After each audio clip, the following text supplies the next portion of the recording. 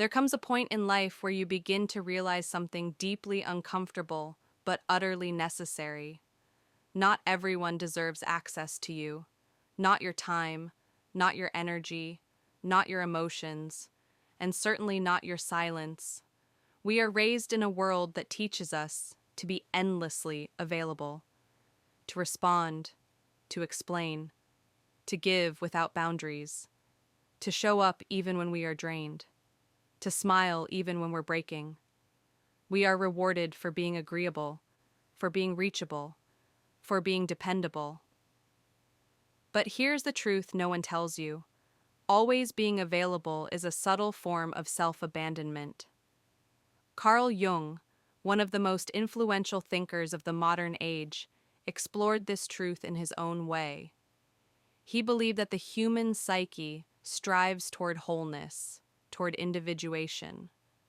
But you cannot become whole if you are constantly fragmented by the needs and expectations of others.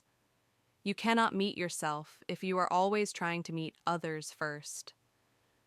When you stop being emotionally available to everyone, everything changes. Your world doesn't shrink, it sharpens.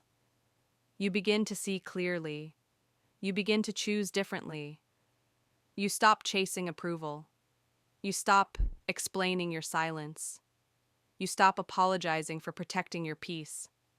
And in that space, the space you once filled with overgiving, something extraordinary begins to grow. You. At first, it might feel like loss. People may pull away. Some won't understand. Others may resent your absence. But what they're really experiencing is the absence of your compliance, the absence of your constant yes. And that's okay. Their discomfort is not your responsibility. You see, saying no is not rejection, it is redirection. It's the act of saying yes to yourself, your time, your growth, your healing, and your deeper knowing of who you are becoming. Jung once said, "The privilege of a lifetime is to become who you truly are. But you cannot become who you truly are if you're always performing for someone else's version of you. If your energy is constantly tied up in pleasing, fixing, or saving others, you lose the sacred energy needed to build yourself." Silence plays a powerful role here. Not the kind of silence that hides pain, but the kind that reveals truth. When you step back, when you retreat, when you stop responding to every call and every crisis that isn't yours, you begin to hear your own voice again.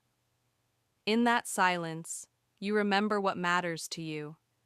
You remember what brings you peace. You remember the dreams you buried beneath your busyness. You hear the quiet longing for authenticity, for simplicity, for depth. It's not about being unavailable out of spite. It's about becoming intentional. You start asking better questions. Is this relationship nourishing or draining me? Is this obligation aligned with my values? Is this version of myself sustainable? Emotional availability is a beautiful thing, but only when it flows from fullness, not from lack. Only when it's chosen, not forced. You don't owe anyone your exhaustion.